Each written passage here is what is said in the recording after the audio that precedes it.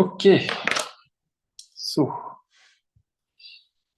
yesterday we started a section on the Verline formula, and we finished the previous section in which we provided the first long proof in the course. So we proved, basically we proved, as I said yesterday, that the twist of premodular category is the multiplicative cost of twisting the closed loop up to the good pivotal structure. This is the multiplicative cost of twisting the closed loop. And this is what we proved yesterday. It took, 1, 2, 3 slides to prove that. So then we started the subsection on Verline formula. So what did we say? Okay, so we started premodular category, the S matrix, which is symmetric because of this argument, should be developed. And it satisfies this equality, and because of this argument. Remember, when you have a pivotal structure, you can move it one way to the other way, like that. So we have that. So we have this formula for the twist, equation 15. You apply the trace and the linearity here, you got that. So when you move that the other way, you got that the formula for the entry of the S matrix in terms of the twist, the fusion data, and the dimension of the simple object. Okay. So let me continue. So, moreover, some extra.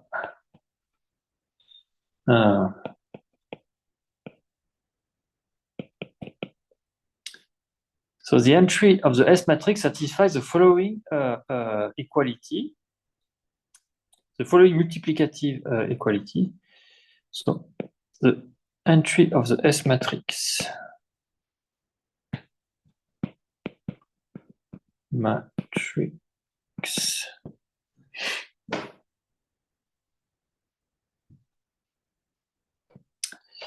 satisfy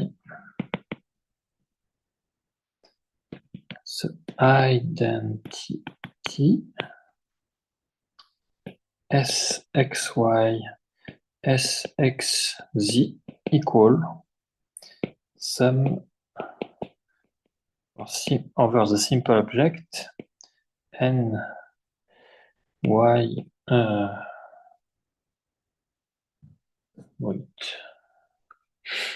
why it is written this way.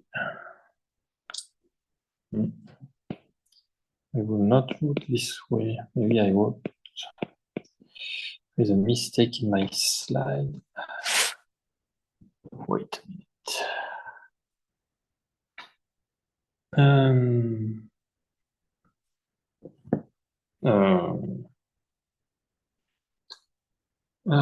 Yeah, wait. Right, my point is that I would prefer to write this way. Y, Z, W. So I have to check whether I made a mistake. So it is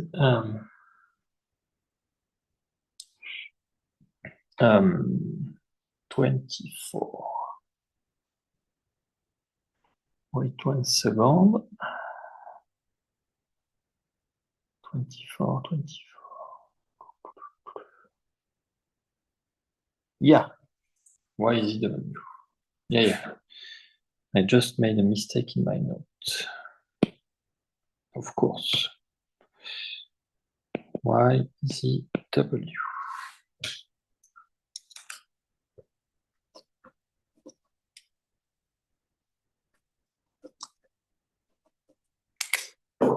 Okay. So this is equation. Oh, this is called equation 24. Okay. So this is proved from Bacalov-Kirillov. I forgot the 2001 theorem 3112, or in Muger 2003 lemma 2 for third point. Okay. So what is the meaning of this equation 24? In fact, it means the following. So this, or maybe, yeah. So it's written in green here, so it's just informal. But if you want to be, maybe you need to write the isomorphism class, because it makes no sense to consider linear. It's a linear character. Is a linear character. So in this induce a linear character, which means ring homomorphism, ring morphism from the Grothendieck ring. Yeah, of the Grothendieck ring. So this is in the Grothendieck ring of the category. Okay, so in fact, this is immediate from that. You divide by dx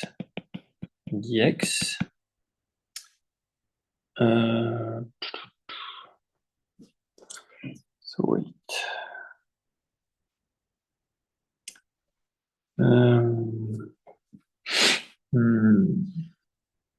Oh yeah, I forgot. That's why I was puzzled, because I forgot there's a dx here. Okay, so if you renormalize, divide by dx, you divide by dx, then you remove that and you divide by dx. And so you really have what this is number.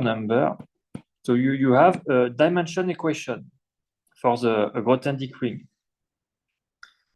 In other words, this induces a linear character, a ring homomorphism. So you have a ring homomorphism. Because if you renormalize, you really have the dimension equation. And this is a constant structure of the ring. So you really have a ring homomorphism. But, so you can say, okay, nice. So you use the S matrix and you can get linear character like that. But the point is that not all the linear character can arise this way in general. In fact, every linear character is of this form if and only if the premodular category is modular. So if only the S matrix is invertible, but be careful.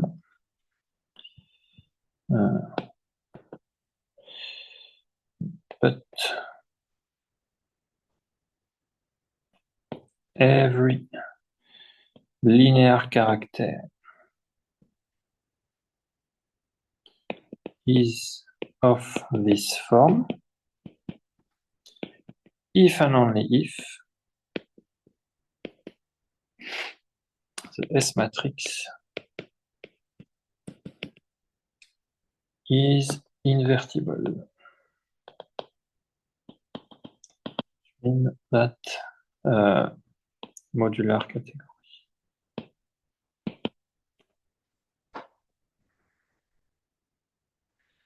And yeah. So in this case, in fact, the S matrix, the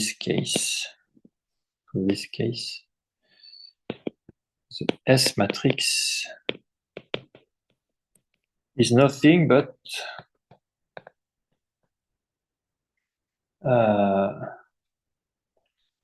the character table of the Grothendieck ring. The character table up to permutation and normalization.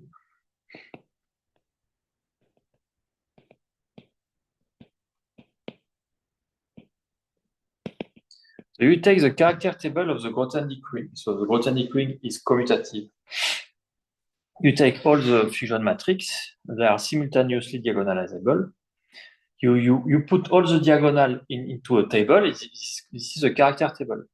And in fact, there is an appropriate permutation and normalization of this table, which give you exactly the S matrix. So in fact, if you take a commutative fusion ring, you can classify all the possible S matrix of a modular categorification by considering appropriate normalization and permutation. Okay. So this was my personal remark, which was not in the paper. Now let's come back to the paper. So when the S matrix is invertible, equation 24, so this equation here,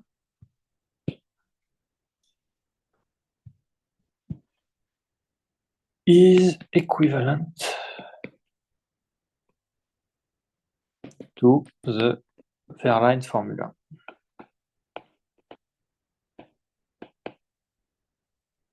By Bacalov-Kirillov 21 theorem 3.1.14. But I want to say that in fact by what I wrote just here, by this,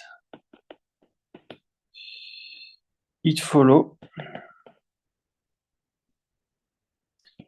from the Verline-like formula for all commutative fusion ring.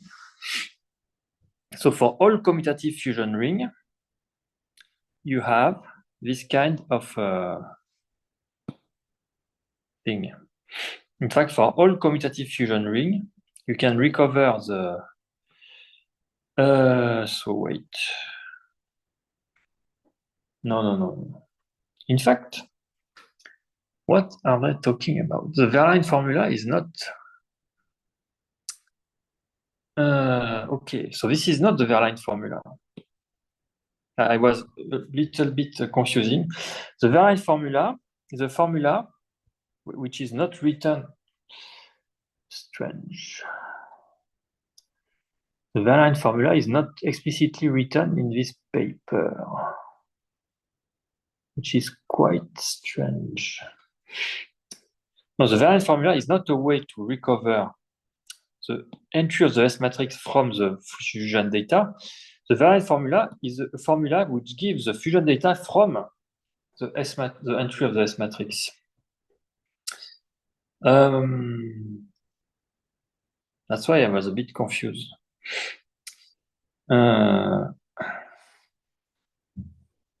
Okay, so yeah, in the modular case, so you can deduce,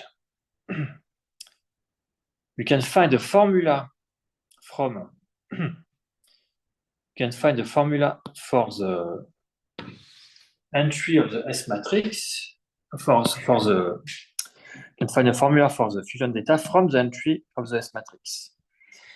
But as I said, there is a Verline-like formula which generalizes to every commutative fusion ring. So you have the character table, and you can find the fusion data from the entry of the character table. So it was a bit confused. In fact, yeah, this is strange. Okay, so Verline formula.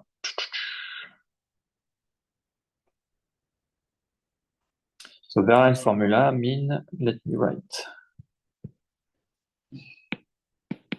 the famous formula compute for the fusion data. And so here it's written and like that in function of the entries of the S matrix.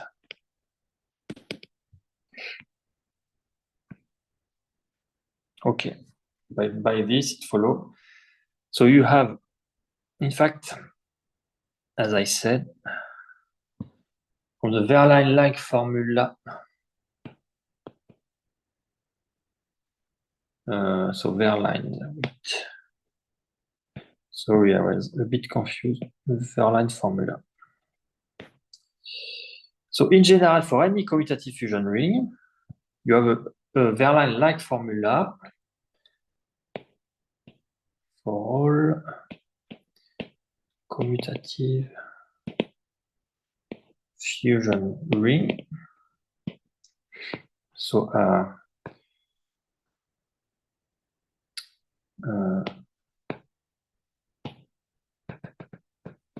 Nijk in function of the entries of the character table.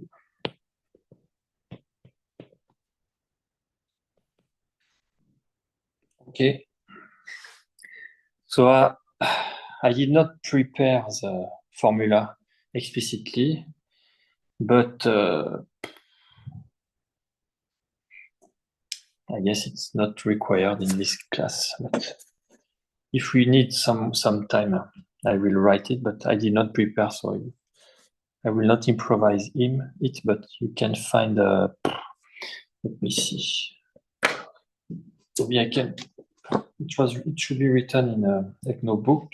So if I can find the reference in EGNO book directly, I can write the,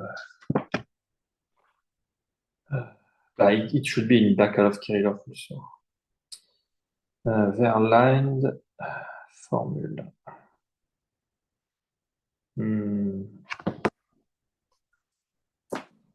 Wait a minute.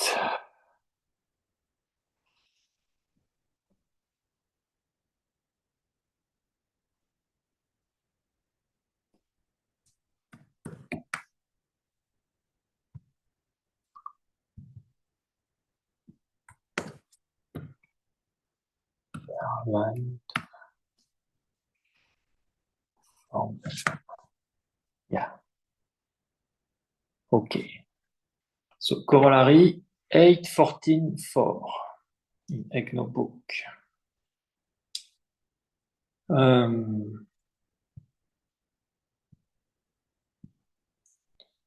Corollary. So EGNO book, corollary. So let me write it properly. Sorry. EGNO 15. Corollary 8.14.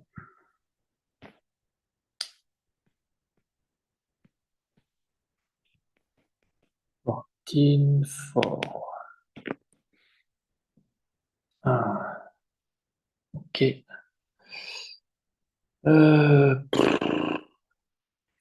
Can I show you? Let me see if I can show you.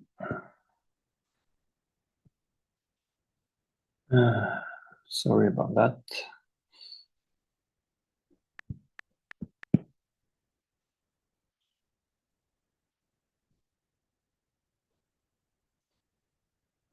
So it's page 227. Maybe I can 227.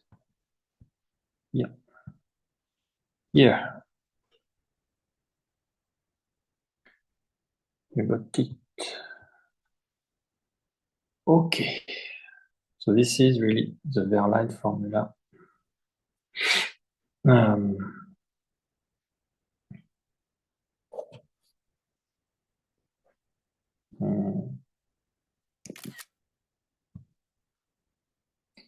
So I will put it in the slide.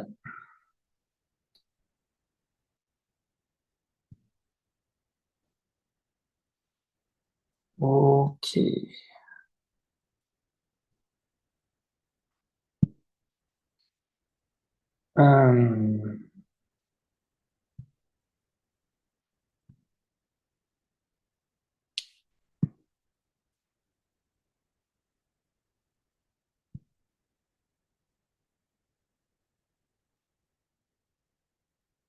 Yeah.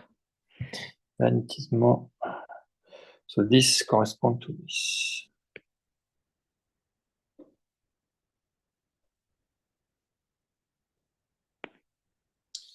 Okay. So as I said, you have the fusion data in terms of the entry of the S matrix. Okay, and this is also an entry of the S matrix, in fact. So in fact, you have a similar formula for all commutative fusion ring. And here you have the entry of the character table. Okay, so now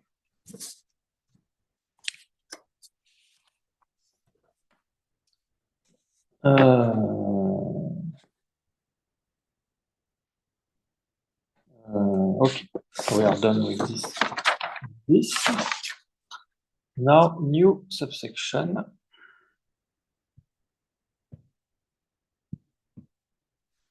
2.9 center of a fusion ring, fusion category.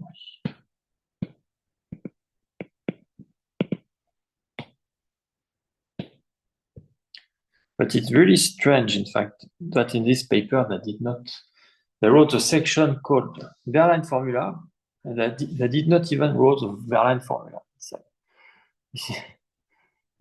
but I was confused. Let me double check again, but no.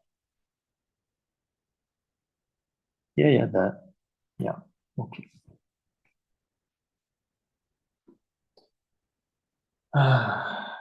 Anyway. So okay, we have a new thing. Maybe I will. Yeah, it's okay. So center of a fusion category. So for any fusion category C, it's Drinfeld center. So in the paper, they did not write Drinfeld center, they just write center. In fact, in EGNO book, it's also written only center. So in the literature, you can find center or Drinfeld center, but because Drinfeld is the author of this paper, I guess that's one reason why they did not write Drinfeld center. For any fusion category C, its Drinfeld center is defined. So we will briefly recall the notion of very briefly, in fact, in one small paragraph, the notion of Drinfeld center. And what we will need is a property of the dimension, global dimension and Frobenius point dimension the Drinfeld center, which is just the square of the dimension of the category. We define as the category whose objects are pairs X, C, where. So be careful. So in the Drinfeld center, the objects are an object of the category, not all objects work, some objects work. And what is that? This is a morphism? No, this is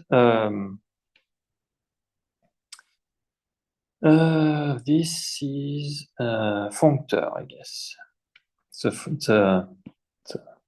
The functor from C to itself. Or natural isomorphism. Okay, natural isomorphism. But here we use a notation of the braiding, but this is not a braiding a priori. This do not come from a braiding. If C is braided, then we can use the braiding of C to make the component of this pair. But in general, here C is not assumed braided.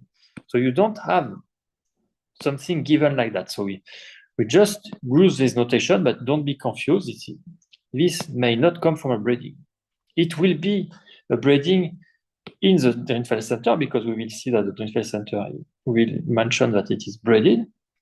So we'll use that to make a braiding here, but this is not braided. In particular, this is not given by this. So it is just a couple like that. So where X is an object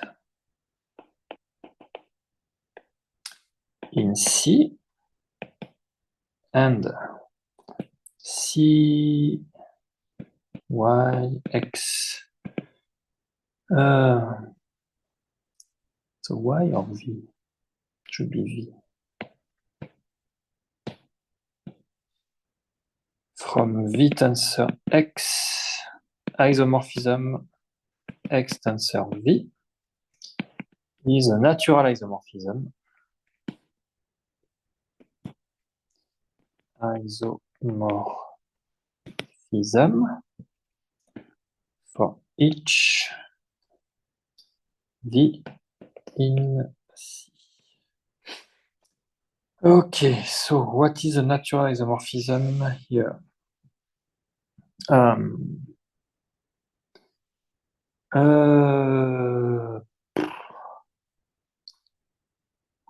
So here we say it's a natural isomorphism for each V.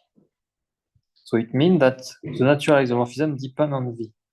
So okay, when we consider the braiding, as we said yesterday, we have a natural isomorphism. In fact, it should not be far. Where is it?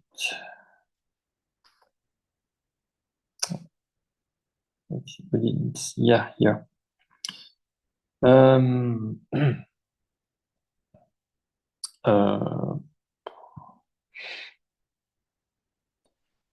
Yeah, but here. You consider the natural isomorphism. So you have the functor, this map to that, this map to that, and then you have the natural isomorphism between the two, eta. So here, according to how the sentence is written, this depends on V. So I guess it's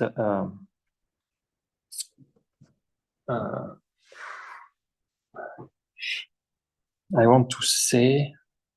would say, so this is strangely written again. Natural isomorphism, c'est un certain coup. Oh yeah. So you should not write this way. V in C. It's not for all V in C. It's just wait.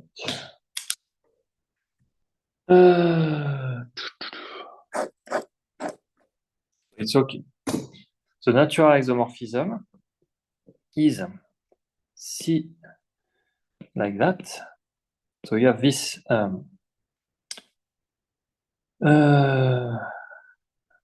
wait. So you have a morphism from C to C. You have a functor from C to C. V map to V tensor X, functor Fx, functor Jx, C to C, V map to X tensor V. And then you have this natural isomorphism,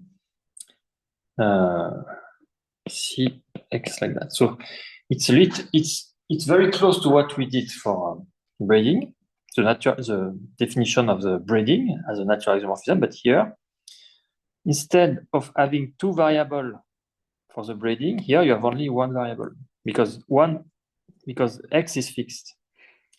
So okay, it's a natural isomorphism, don't worry. So you need to have such a pair. So yeah, what is important to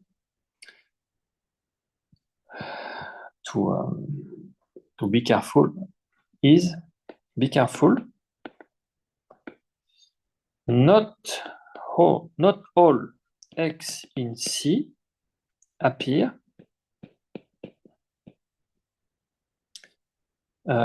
in particular. So you can say, okay, here you have the Drinfeld center as such a pair, and this should satisfy some property. So we'll see you need to satisfy some axiom, but you can say, okay, all X can appear, but no, not all X can appear in general. A very easy way to see that is that when the Drinfeld center is not commutative, then it means that this cannot be always isomorphic to this. So in the case where the Drinfeld center is not commutative, you see directly that this, without talking about natural isomorphism or anything, or any additional axiom, you cannot have this isomorphism for all V and for all X. So that in the non-commutative case, there exists some X for which this isomorphism do not hold for all V. So this shows you why you cannot have all X appear here. But even if the Grothendieck ring is commutative, the Drinfeld center may not consider all the such X because you have some extra condition. So be careful, not all X appear here, but we will see later, very soon, that there is a surjectivity, there is a forgetful functor which is surjective in the weak sense, we will recall. But not all X appear. So okay, so in particular, it cannot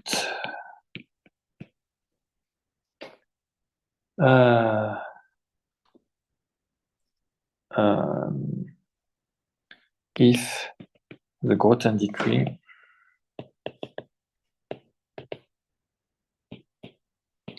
is non-commutative.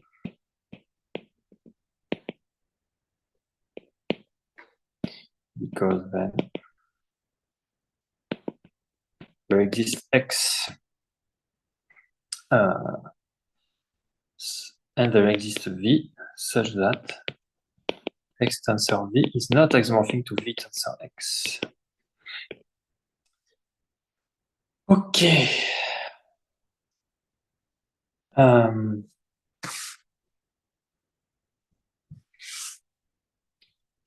Okay. So as I said,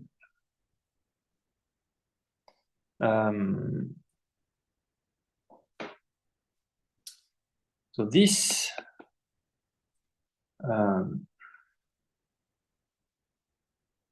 all this isomorphism they made a natural isomorphism, but it's not just that. You have some extra condition which look like to the hexagon axiom. So it's what is this called that half breeding, yeah, half breeding. So it is not written like that in the paper, but they satisfy the a piece of the hexagon axiom of a breeding. So this is called a kind of half. I guess people call that half breeding. Yeah. So so this family.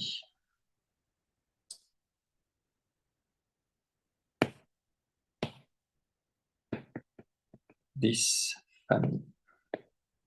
So again, I covered this in great details in my class several years ago.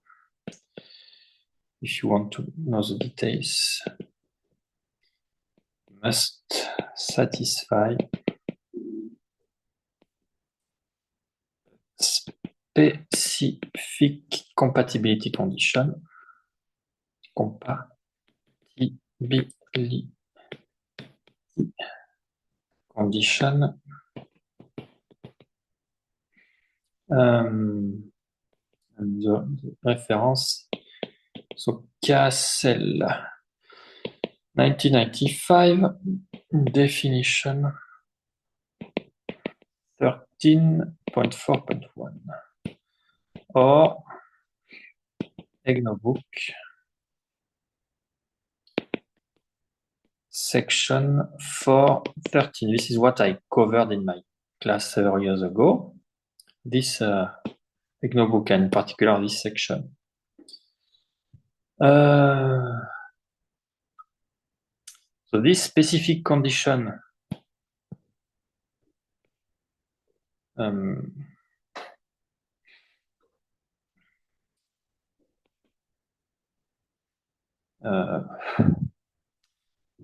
how to say?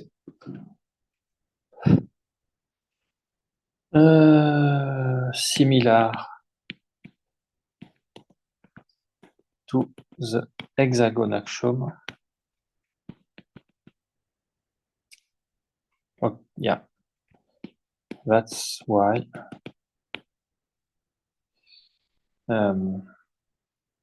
CX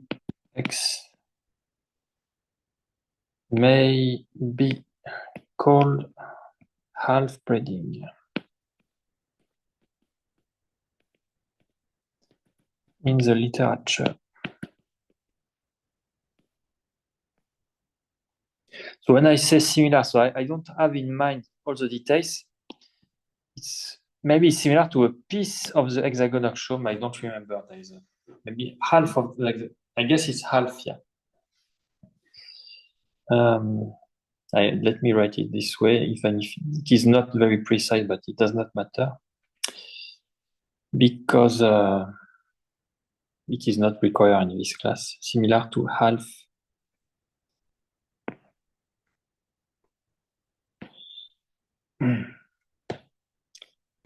similar to half of the hexagon axioms. That's why it's called half breeding. Okay.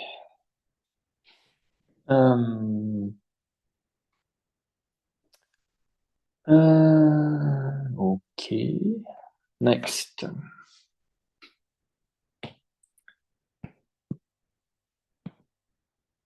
So the tensor category.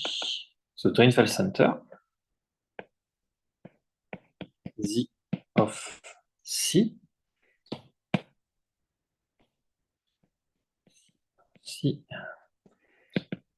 is naturally equipped with a breeding. So as I said, is naturally equipped with a breeding using, in fact, this half breeding. Equipped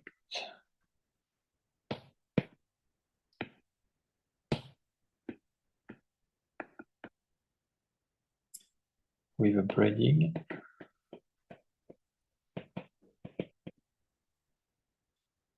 You can see the details of that. section, EGNOBOOK section 8.5. And here we have what we will need is the formula for the dimension. So it is shown.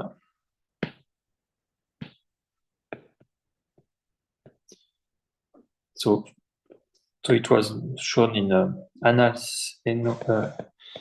paper of Ethic of Nishishi 2005. Theorem 215 and proposition 812. So you can, of course, you can also find the following formula in EGNOBOOK. So it is shown that this is itself a fusion category. So the Drinfeld center of a fusion category is a fusion category. Itself a fusion category. And the following dimension. And dimension of the Drinfeld center is the dimension of the category square, and same for the Frobenius per dimension. Remember, the dimension of the Frobenius per dimension may not be the same unless we are in the pseudo-unitary case. Okay.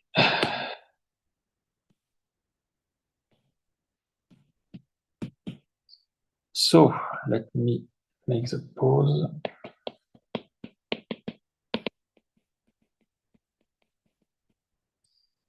Pause.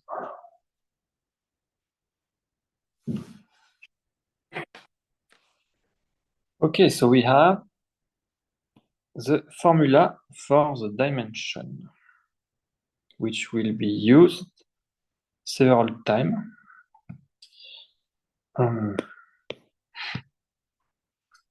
Okay.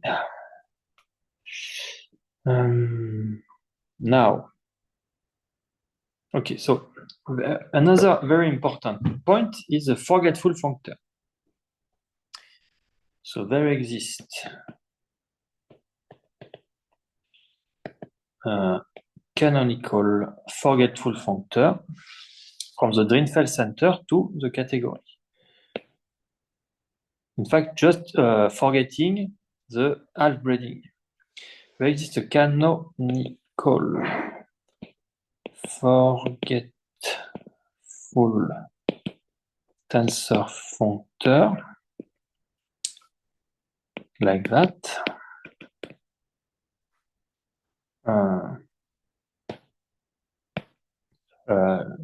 Forgetting the half-breeding.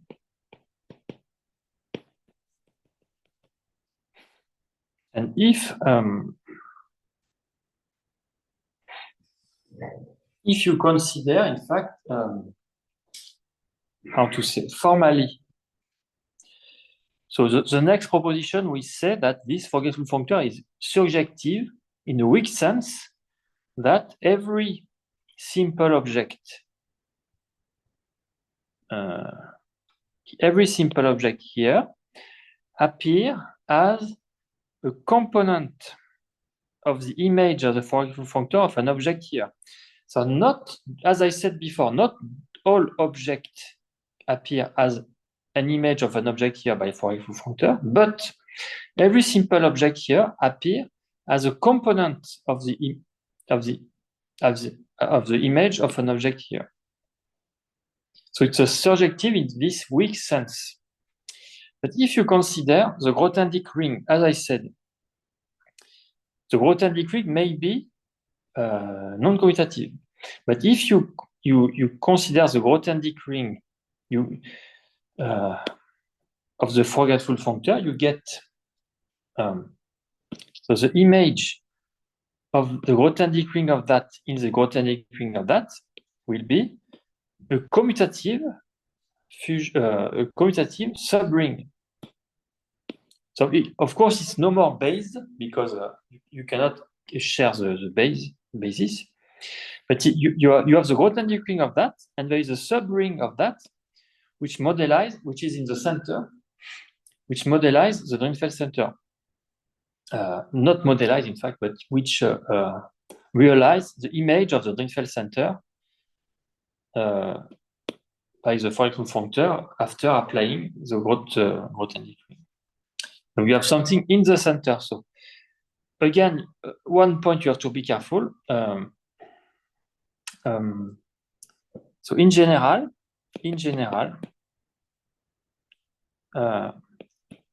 don't have this embedding, but you also don't have this embedding. So in general, the Drinfeld center do not embed into the category, and the category do not embed into the Drinfeld center. In fact, this embedding will hold if only if the category is braided, we say. But when you are at the level of Grothendieck ring, at the level of ring, in fact, the Drinfeld center, the center of a ring is inside the ring. But here, this is not the case. The Drinfeld center is not, in some sense, a sub thing of the category. Okay, so be careful.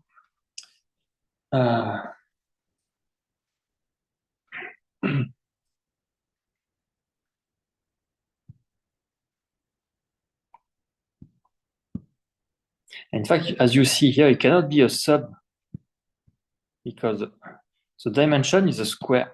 So if the Drinfeld center was a sub of that, then its dimension would be less than that. But here it's a square, so it's more than that. Okay.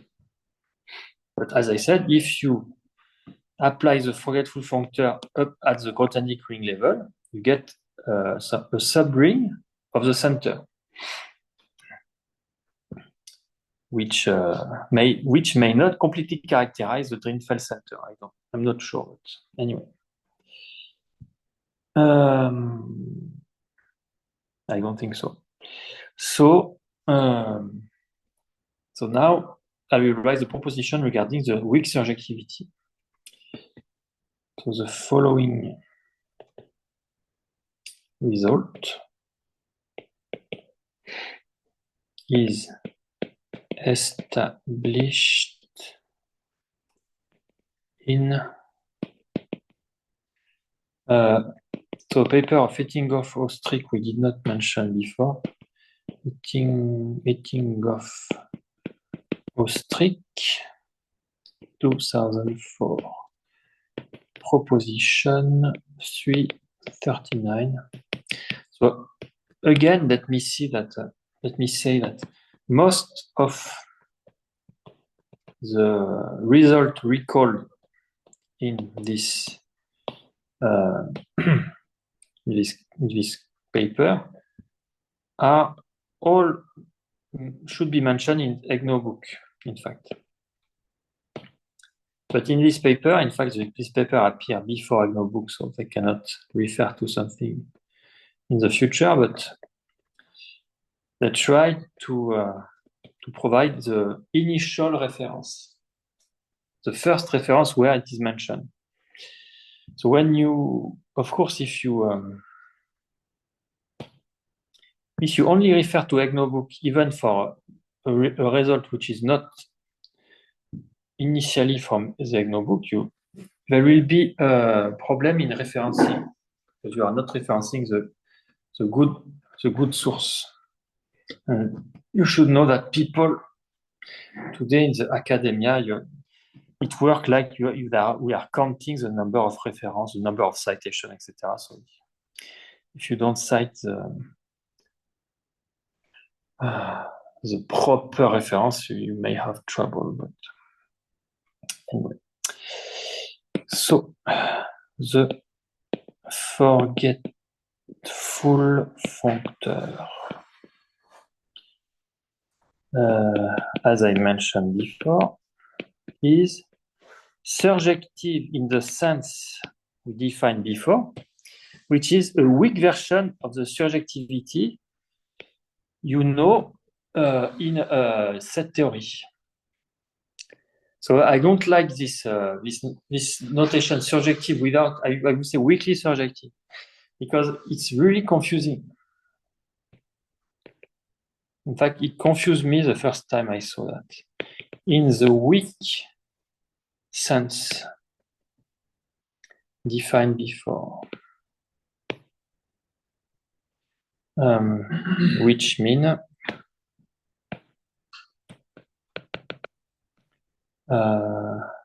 every x in simple is a component,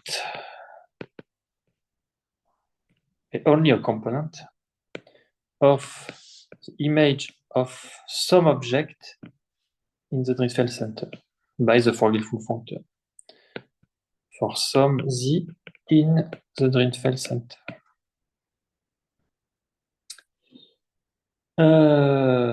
Okay. What is definition 2.1? Refer to 2.1. I forgot the meaning of image of definition 2.1, image of a tensor functor. Let CD be fusion categories and let F be a tensor functor. The image of F denote F of C is a fusion subcategory of D generated by the object, blah, blah, blah. Ah, yeah, the functor is called, okay. So this is where we define the notion of surjective in the weak sense. So definition 2.1.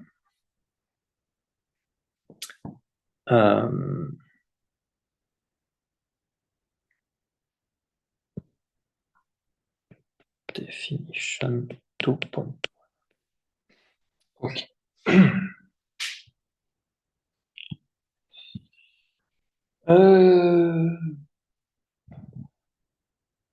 Okay, now if you assume, so if it is fusion, the Drinfeld center is fusion. If it is spherical, it is also, the Drinfeld center is also spherical. So it is also known that if C is spherical fusion category, then its center, Drinfeld center, is also spherical. So admit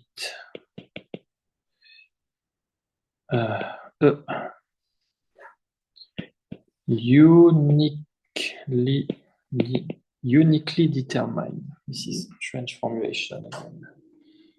233.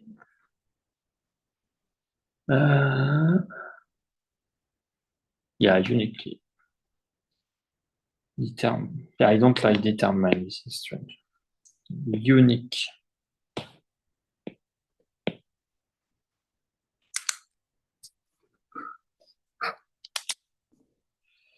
Spherical structure.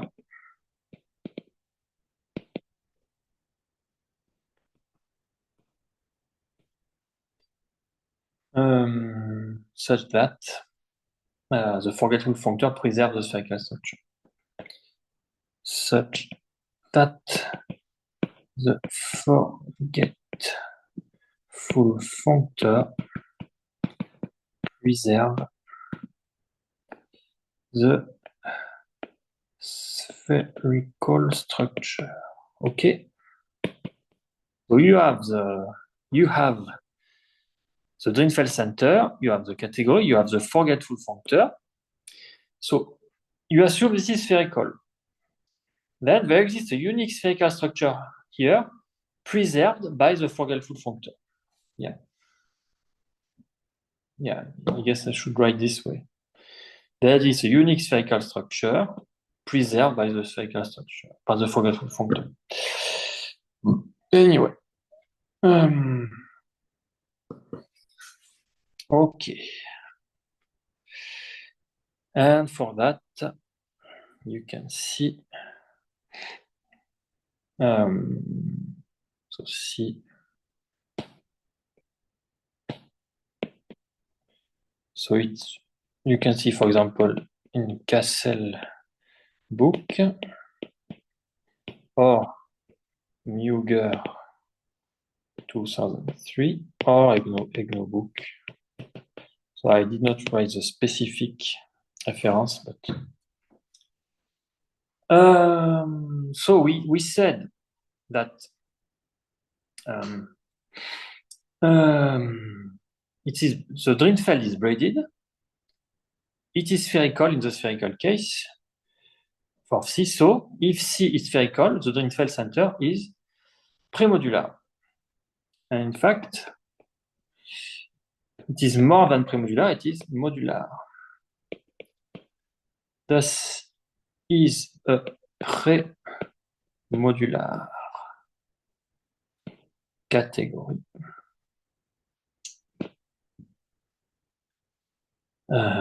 In fact, this is modular.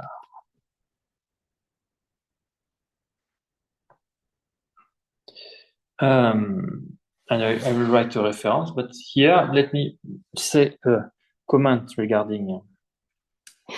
So for every spherical fusion category, the Drinfeld center is a modular fusion category. So for people who are interested in a classification of fusion category, or say spherical fusion category, in fact, classifying all the modular fusion category first, and then you can try to classify all the spherical fusion category whose Drinfeld center is a given modular fusion category. In fact, it's not always possible, because in a modular fusion category, you have a notion of central charge.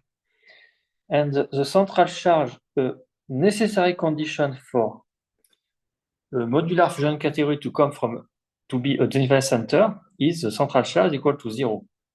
It is, of course, it's not sufficient, but it's necessary. There are plenty of modular fusion categories with a central charge which are not equal to 0, so they cannot be Drinfeld center. But at least, classifying, for example, all the modular fusion category of central charge equal to 0, and then you can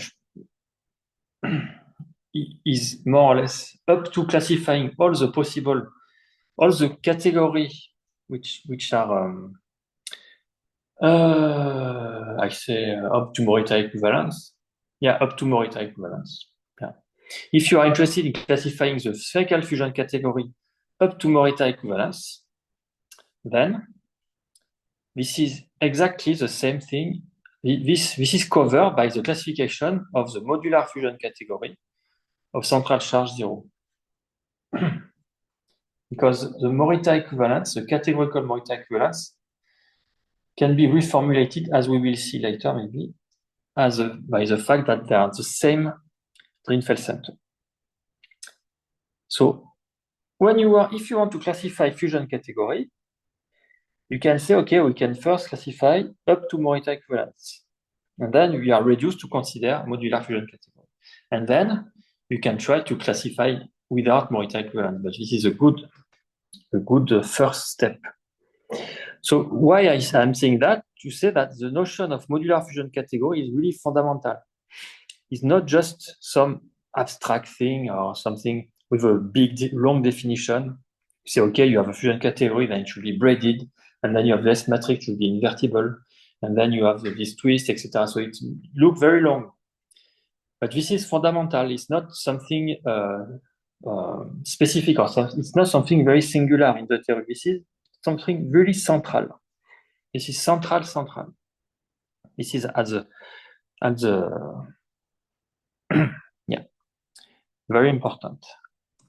In fact, many results in fusion category theory. Many times you can prove something, you go via the Drinfeld center, you can prove something, and you come back, etc. And so this notion is really fundamental, really fundamental. Okay, so in fact, Z is modular. So this, the fact that it is also modular.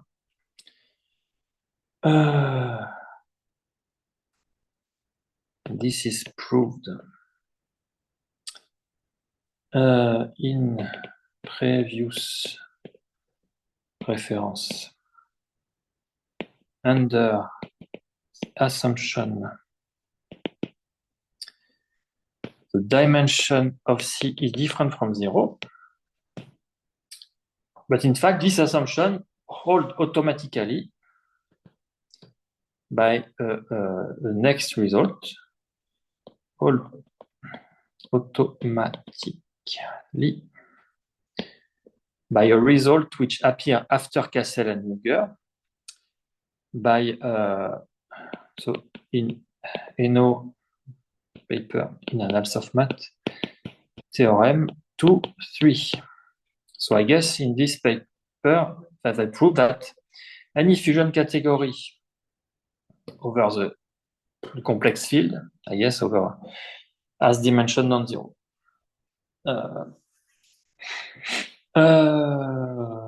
Yeah. In fact, the dimension of any simple object in a semi-simple tensor category is always non-zero. So the global dimension, which is a square norm, which is the sum of the square, non-zero. So I guess it is related to result stating that in any semi-simple tensor category, the dimension of a simple object is always non-zero. Okay. This is not true if you don't assume semi-simple or if you don't assume the object to be simple. Okay. Okay. So then,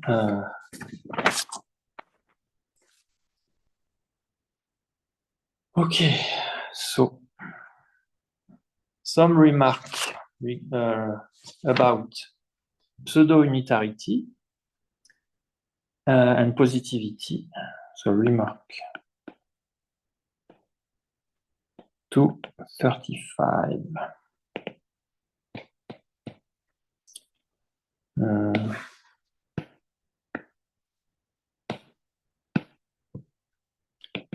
So there are 2 points.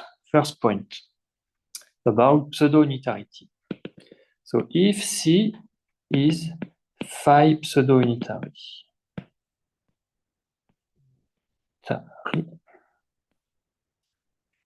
in the sense we already introduced in subsection 2.6, then so is the Drinfeld center. And this follow this is immediate from equation 25. From equation 25. So let's come back to 25. Here, okay. Yeah, this is immediate. You see, because weakly pseudo-unitary mean up to the embedding of the field, we don't care. We don't want to go into these details, but we mean this equal this. But if you assume C to be pseudo-unitary, you have this equal this. So in particular, the square equals the square. So this equals this, so it's trivial. And you have to put the good field embedding if you want to. If you don't want to work on the complex field, or to something more general. Anyway. So this is immediate. Okay. Then. So again, same thing for positive. Moreover, if C admit a phi positive spherical structure, then the corresponding spherical structure on the Drinfeld center mentioned before is also phi positive, the one preserving the Fourier-Full functor, preserved by the Fourier-Full functor.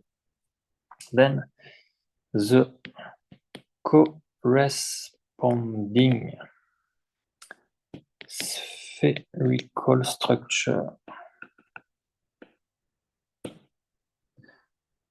on the Drinfeld center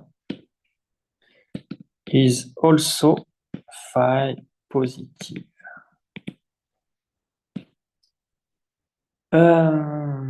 So why that? This is because the forgetful functor preserves the spherical structure. Yeah, so this is this is because the forget. It's a bit repetitive here. Sorry. The forgetful functor preserve spherical structure. And so the categorical dimension of X is categorical dimension of the image of its image, because the forgetful functor is tensor.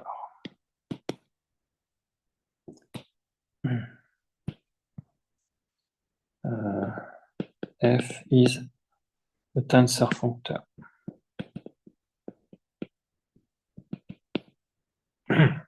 Okay.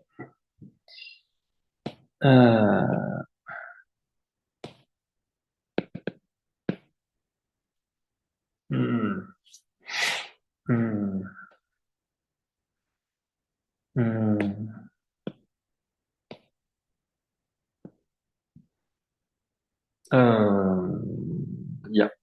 And D is a Frobenius point dimension because it is pseudo-unitary. It's positive. And D equal FPDIM by positivity.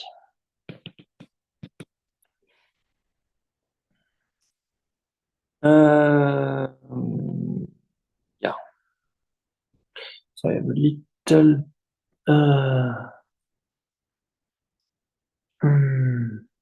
it's like, yeah. No, it's okay.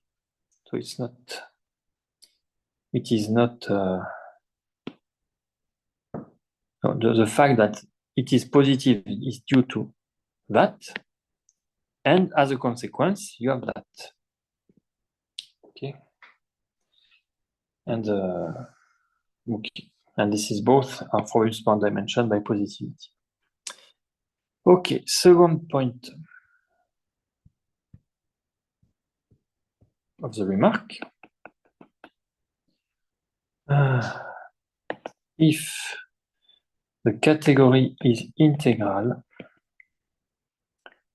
as we defined before, then so yeah. In fact, we will say that the fusion category is integral if and only if the Drinfeld center is integral, and also it is weakly integral if and only if the Drinfeld center is weakly integral. So as defined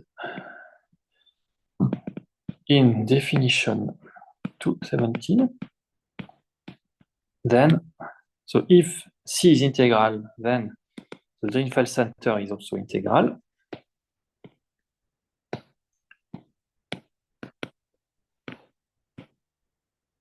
So why? This follows from the fact that the Frobenius point dimension of the Drinfeld center is the Frobenius point dimension of the category composed with the forgetful functor, I guess, at the level of the Grothendieck ring. This follow from the fact that the function Frobenius-Perron dimension from the Drinfeld center to the real is equal to the composition. So, like that. F from the Grothendieck ring mapping to the Grothendieck ring, from the Grothendieck ring of the Drinfeld center to the Grothendieck ring of the category. So this is just, I want to say K0 of the forgetful functor. And here, the Frobenius-Perron dimension of the Grothendieck ring of the category.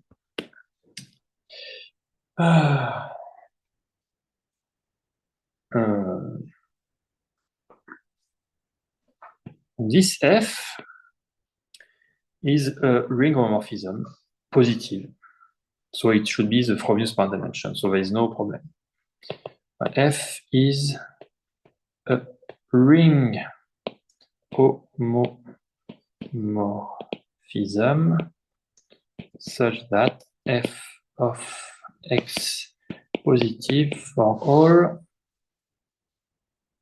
Yeah, so here there's a little abuse of notation because we are in the Drinfeld, we are in the Grothendieck ring, so you should not say, maybe I should say this way, F of the equivalence class of X positive for all non-zero X in the Drinfeld center. Okay. Okay. It's a bit too long, this paragraph. This uniquely characterizes the Frobenius-Perron dimension, etc. Because this uniquely characterizes the Frobenius-Perron dimension. Remember, the Frobenius-Perron dimension function is a unique positive on the object. So as discussed in subsection 241. Okay. In fact, we only need this to be positive on the simple, on the equivalent class of the simple, what we call the basis. Anyway. So, okay. So, if C is integral, then the Drinfeld center is integral. Okay. But because, in fact, in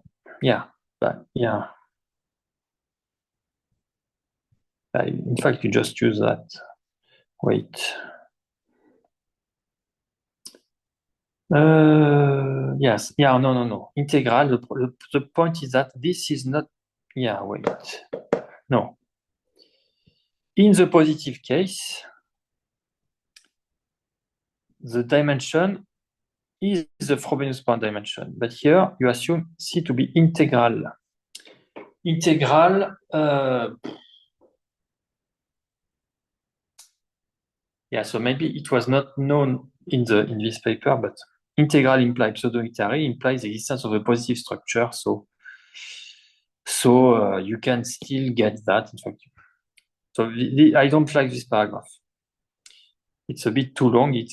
But maybe, so I have to check. But maybe at the time of this paper, the fact that integral implies pseudo-unitary was not known. I know because otherwise it will not write this long paragraph. So integral implies pseudo-unitary, which implied existence for a positive structure. So you can use just this formula to say that if C is integral, then the Drinfeld center is integral. Anyway. I discussed. The converse. Now, if the Drinfeld center is integral, the category itself is also integral.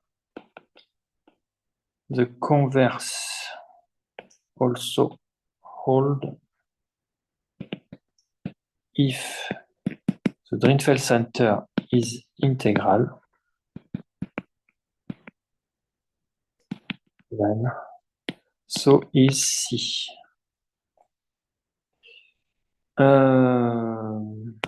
And this appear in, so this follow from the result in Annals paper of Ettinghoff, Niché, Shostrik from Eno 2005, corollary 836, and our proposition here 234, which is this one. The forgetful functor is surjective. So there is a result in this paper, and this weak surjectivity imply that if the Dirichlet center is integral, then the category is integral, but I will not go into more details. Okay, so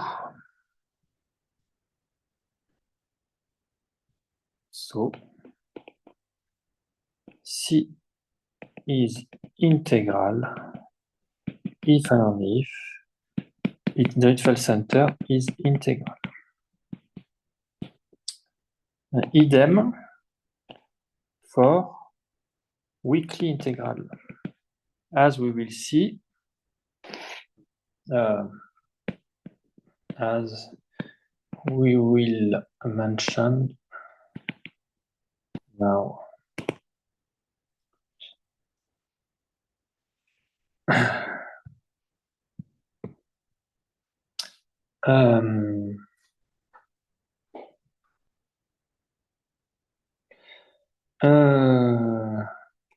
So one way is trivial for weakly integral because because of the formula for the Frobenius point dimension before. Only the other way should be proved. So we will need the following result. So this is the other way for weakly integral. We will need that in section 6.5, so proposition 236. My writing is very bad today because I'm very tired. I did not sleep well, and I'm also frozen.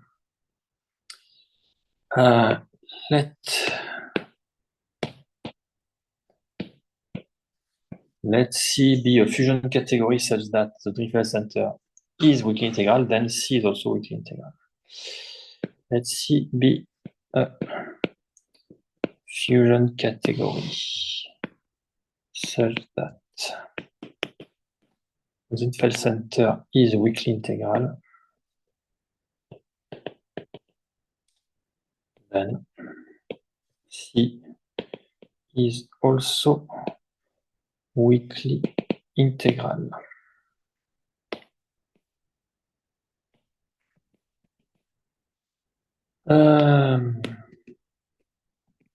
So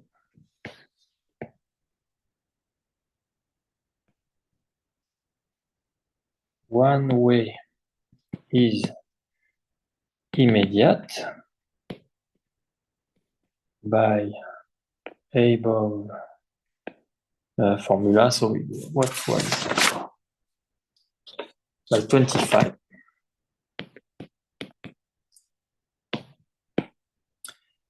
The converse is the following proposition. Okay. So proof.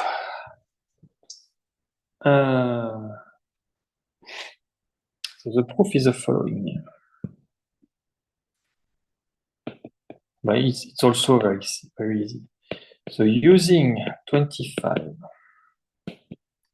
we observe that the Frobenius parent dimension of C, the line tensor product C, which is equal to the Frobenius parent dimension of C square, equal the Frobenius parent dimension of the Drinfeld center of C, not square, which is in Z by assumption. So, in fact, we don't even use that. The proof is a little bit more subtle. So the Frobenius parent dimension of the Drinfeld center is equal to the Frobenius parent dimension of the Deligne tensor product of the category with itself. So the category C, Deligne tensor C, is weakly integral by definition of weakly integral. Now, in fact, C embed into C, Deligne tensor C. C do not always embed in the Drinfeld center, but it embed in C, Deligne tensor C. For example, like that.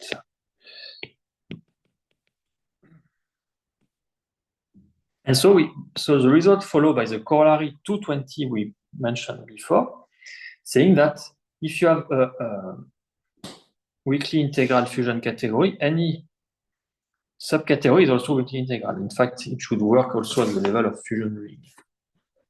But I guess the 220 was stated for fusion category.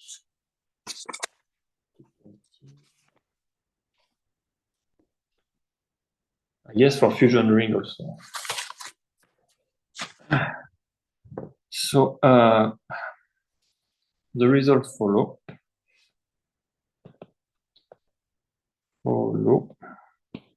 from corollary 220. Okay. So it's almost time, there remain 4 minutes. So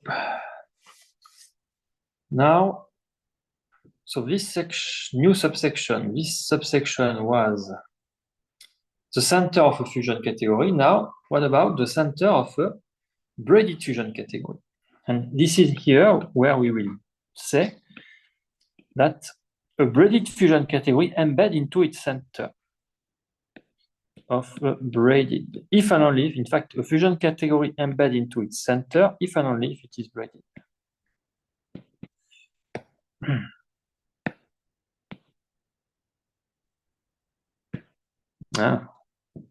Sorry,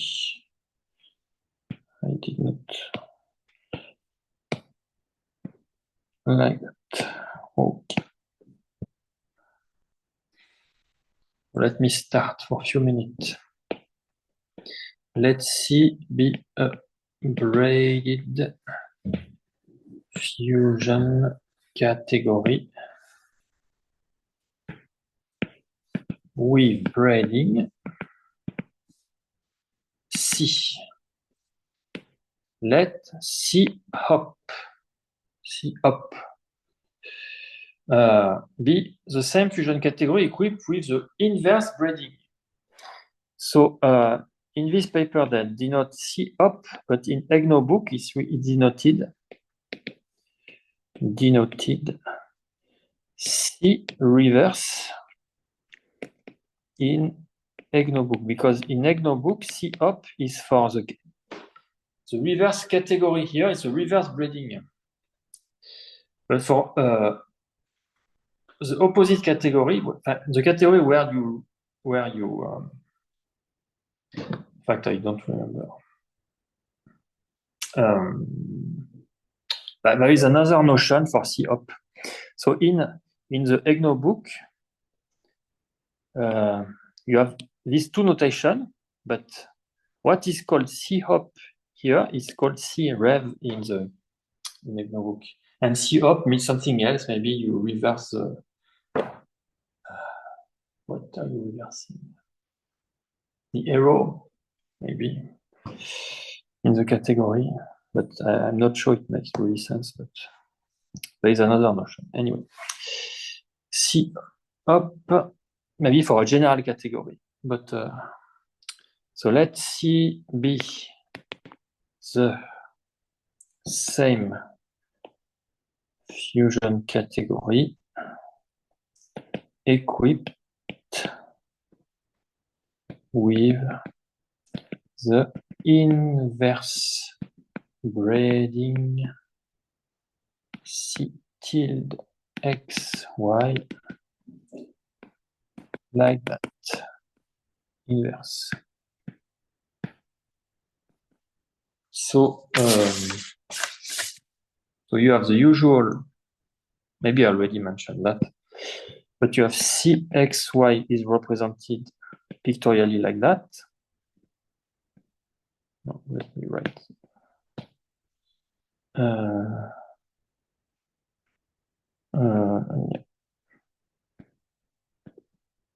X and Y, but C tilde XY is represented like that. So just if you apply this formula, you get this picture from this picture. Okay, and okay, so it's time to stop. The point is that we will mention that this C embed into the center. This also embed into the center in a kind of compatible way, such that, in fact, if the category C is more than braided but modular, you will get that C, the tensor C up, will be equivalent to the Drinfeld center of C. Okay? So in general, it's not true, but it's true if and only if C is modular. In fact, we will see this is in fact, this is a notion of, this is a definition of what is called a factorizable category, which come from Hopf-algebra theory. In fact, you have the notion of factorizable Hopf-algebra. And in fact, there is a theorem saying that factorizable, in the sense of C up isomorphic to the Drinfeld center, is equivalent, yeah. This is equivalent to C to be modular. Okay, but we will see that next week. So see you next week.